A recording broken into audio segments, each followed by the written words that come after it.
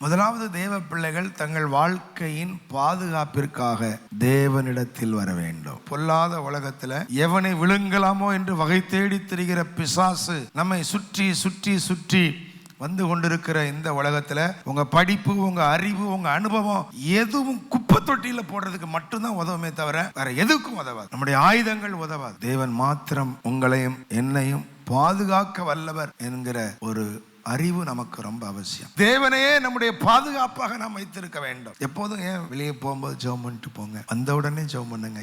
ஏன் சொல்றோம்? தேவன் தான் உங்கள் பாதுகாப்பு. அல்லேலூயா. உங்க பணம் பாதுகாப்பு அல்ல, பாதுகாப்பு அல்ல. நீங்கள் சேர்த்து வைத்திருக்கிற சொத்துக்கள், நீங்க போட்டிருக்கிற இன்சூரன்ஸ், உங்க கவர்மெண்ட் சேலரி அல்லது மாத வருமானம், நீங்க வாங்கி வைத்திருக்கிற சொத்துக்கள் எதுவும் உங்களுக்கு உதவி செய்யாது என்பதை புரிந்து தேவனையே அடைக்கலமாக பாதுகாப்பாக கொள்ள வேண்டும். அவரையே வாழ்விடமாக கொள்ள வேண்டும். கர்த்தருக்குள்ள நம்ம வாழ்க்கை இருக்க வேண்டும்.